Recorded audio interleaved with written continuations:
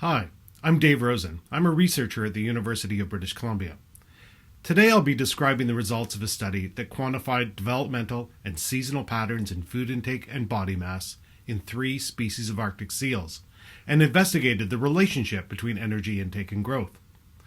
The study was part of the larger FOCUS project, which centers on the conservation physiology of Arctic pinnipeds.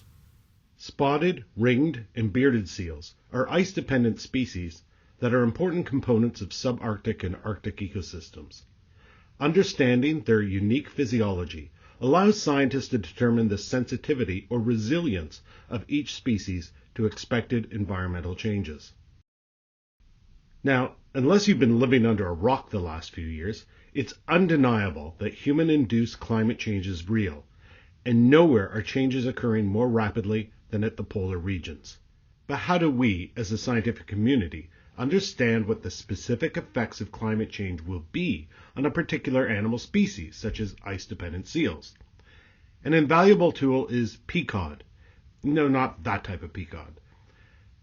The Physiological Consequences of Disturbance is a powerful framework for visualizing and understanding how specific environmental changes affect animal populations.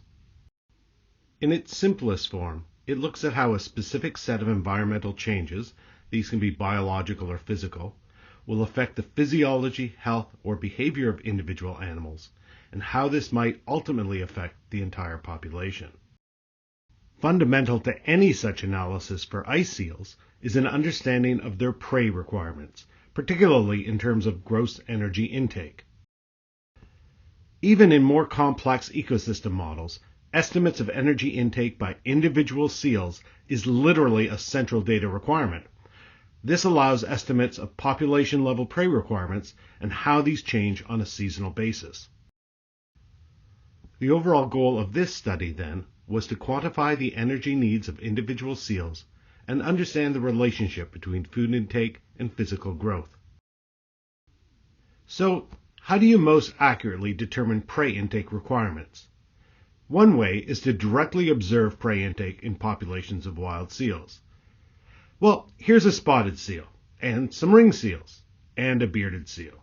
Or maybe that's a spotted seal. I guess you get the point. The point is that observing prey intake in wild ice seals is ludicrously difficult. So the FOCUS project uses the paradigm of studying animals in the laboratory. Like their wild counterparts, FOCUS seals living in human care have been shown to display pronounced seasonal bioenergetic patterns that reflect entrained physiological processes. Hence, animals studied under human care can provide invaluable data that are relevant to wild individuals. Our study included 4 spotted seals and 3 ring seals that were studied from the time they were pups until they reached 9 years of age. It also included 2 bearded seals that were studied up to 5 years of age. Now, not all of the animals were studied over this entire developmental frame, but the study does represent a unique longitudinal data set for these species. The animals were studied at 2 facilities, the Alaska Sea Life Center in Seward, Alaska, and the Long Marine Lab in Santa Cruz, California. Careful oversight ensured all husbandry and research protocols were identical between the 2 facilities. For example, daily levels of food offered to the seals were based on a standardized evaluation of behavior and motivation. Food intake was measured daily and could be expressed in terms of either ingested mass or gross energy intake. Body mass was measured weekly on a platform scale, and body length was determined weekly using photogrammetry.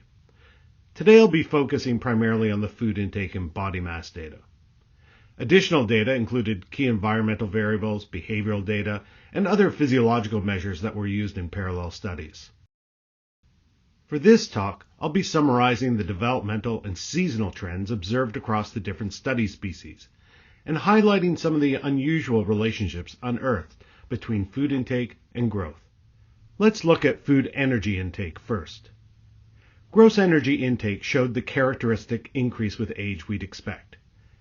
The intake of the bearded seals was greater than that of the spotted seals, which was greater than for the ring seals. Now, at first glance, these differences in intake might be explained simply by differences in mean body mass between the species. We can test this by examining mass-specific intake. As would be predicted, mass-specific energy intake showed a characteristic decrease with age. Curiously, while the intake of spotted seals was essentially identical to that of the ring seals, the mass-specific intake of bearded seals was consistently 40 to 60% lower. Interestingly, a parallel study showed that the metabolism of bearded seals is also much lower, indicating that they may have an overall low-energy strategy. Although ringed and spotted seals had similar rates of energy intake, this doesn't mean they used that energy in the same way. So let's zoom in on the period between 2 and 5 years of age. And let's compare the energy intake, shown on the right, to body mass, shown on the left, over this same developmental period for spotted and ring seals. While spotted and ring seals had almost identical mass-specific energy intake between the ages of 2 and 5, spotted seal body mass increased about 20% per year, while the mass of the ring seals increased less than 3% per year over the same period. This highlights differences in bioenergetic priorities between these two species over this critical time period. This zoomed-in section on the right also clearly illustrates that gross energy intake is cyclical. Across all species, the cycles of maximum and minimum food intake became more extreme as the seals matured.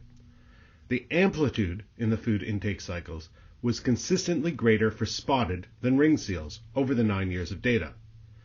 Although bearded seals were only studied until the age of 5, this species exhibited even greater seasonal changes in food intake than the other two species up to this age. So, how do these seasonal changes in food energy intake relate to body mass? Well, all other things being equal, we would expect that during periods when seals eat more, they will also gain more mass, and when they eat less, they will lose weight. We can examine this assumption using the spotted seals as an example. The figure on the left illustrates the mean body mass of the 4 spotted seals over the study period, with the gray vertical lines indicating each developmental year. Even casual examination reveals fairly regular fluctuations in body mass that increase in scope as the animals mature. But to really understand the relationship between these two parameters, let's look closer at the last year of the study between the ages of 8 and 9, when these cycles are most evident and developmental changes are less important. When we examine it at this level, we can see that the proposed simple relationship between food intake and growth doesn't hold true. The interval between April and July seems to be a period of high energy use. The seals are losing body mass, shown in blue, despite a dramatic increase in food intake, shown in green. For much of the rest of the year, the seals switch to what might be characterized as a low-energy strategy. Body mass recovers due to nearly constant growth, despite the fact that food intake continuously declines over the same period. Again, these patterns are indicative of differences in underlying bioenergetic priorities. The timing of these bioenergetic shifts are hormonally controlled, but are timed to coincide with important life history events and align to or be triggered by environmental cues. More on this type of analysis is discussed in the paper. To briefly summarize the results discussed today, the study quantified species and age-specific differences in food intake and growth, and described the development of characteristic seasonal cycles in these parameters that reflected species-specific differences in overall energetic strategies. The consistency of seasonal patterns in energy intake and body mass supports the use of data from animals in the lab to help parameterize bioenergetic models that allow scientists to gain insight into potential effects of global climate shifts on both individual Arctic seals and their populations as a whole. And I need to mention that the FOCUS project is only possible from the generous support of several funding agencies, as well as the logistical support of staff at the 2 research facilities. Finally, additional details on this particular study can be found in the resulting open access paper, or by contacting me directly. Thank you for listening.